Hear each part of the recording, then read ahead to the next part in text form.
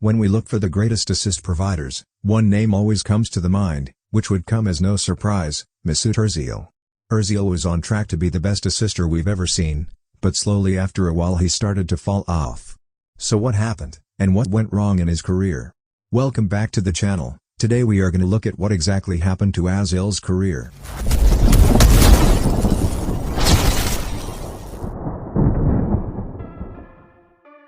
An 18-year-old Mesut Özil started his professional career in Schalke. In his first season for Schalke, which was 3 goals and 5 assists, such stats was not anything remarkable or special in any way. However, his numbers didn't do any justice to his presence or playmaking at the midfield. His club described him as the next big thing among the young talents in Germany. But Özil would want more, and felt like he could produce more numbers. So he decided to move on. And he would decide to play for Werder Bremen in 2008. In his first season with the club, his potential as an attacking midfielder really became evident. He would go on to score 5 goals and have 23 assists in only 47 appearances, a very impressive 0.49 assists per game ratio for the 20-year-old Özil. His talents, especially vision passing and ball control, really started to progress as he gained consistent playing time and experience. What was more impressive was that on his second season he would improve dramatically, scoring twice as many goals and getting 31% more assists with 1 less appearance than last season. His 5 goals and 29 assists in 46 games would be amazing. A 0.63 assists per game ratio. Those would become the key playmaker, and Mainnet ran the offense for his club. The 21-year-old was so impressive that he would be named Bundesliga best player for the first half of the season. This was when clubs around Germany and the whole world could no longer sleep on him. Özil would carry his club Werder Bremen from 10th to 3rd place in the Bundesliga. A 21-year-old Mesut Özil would have the opportunity and honor to be called up to join the German national team and play in the iconic 2010 World Cup in South Africa. Keep in mind, this was an incredibly stacked German squad with players like Manuel Neuer, Sami Khedira, Bastian Schweinsteiger, Lukas Podolski, Merce Klose, Thomas Müller, Philipp Lahm and Toni Kroos, and many such talented stars. Many people forget how tough this German team actually was. As one of the youngest guys on such a great squad, Özil was given the responsibility of starting every single game during the tournament, which goes to show you how good he was, and how much the German team valued. At the attacking midfield position, Özil would score 1 goal and 4 assists for his country. The short span and level of competition in the tournament were very respectable for a 21-year-old. His performances in the 2010 World Cup led him to be on the 10-man list considered for the tournament's Golden Ball. After a great World Cup performance, Europe's top clubs had undoubtedly set their sights to sign the young midfielder. Barcelona, Real Madrid, and Arsenal were among the top clubs showing interest. In fact, Wayne Rooney was so impressed and amazed with Özil's World Cup performance, that he personally asked Sir Alex Ferguson to sign him, and bring him to play for Manchester United at Old Trafford. But Real Madrid would be the one to sign him. He has even stated that he was never in any rush to leave his old club, but when the offer came to play for Real Madrid, there is no decision to make. Nobody can refuse this legendary club, except for some traitors. At first, he would begin his time at Madrid slowly coming off the bench.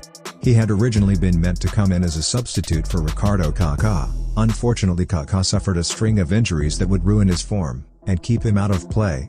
Thus Mesut Özil came to step up for the club, and make no mistake, in his first season for Madrid, he would get to be doing what he did best, right away helping his teammates score goals. In his first season for Real Madrid, he would score 10 goals and have 29 assists in 53 appearances, which was 0.55 assists a game, which could have been even higher considering he didn't start for his first several games with the club. Also finishing with the most assists by any player in any European competition during that season. During the 2011-2012 season, Özil would score 7 goals and have 28 assists, another great assist ratio of 0.52 assists a game. He would finish on top of the La Liga list of assists and helping Real Madrid win the La Liga title as well. This season with Özil running the offense was the first time a La Liga team finished with over 100 points, which also helped him get nominated for the UEFA Best Player in Europe, being the youngest to ever finish in the top 10 for the award.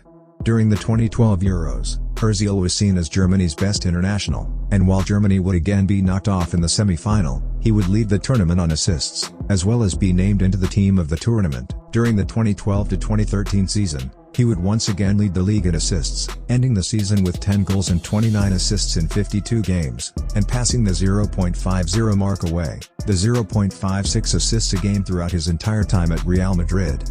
He was selling assists left and right, and his number one customer was none other than Cristiano the Great Ronaldo. With those peering owl-like eyes, he just seems to see everything. He has a beautiful vision in passing, plus Ronaldo's skills and finishing just resulted in many beautiful goals scored. Unfortunately, that relationship wouldn't last, as Özil was getting unhappy with Real Madrid, as they just acquired Luka Modric, and he felt like he was going to be replaced.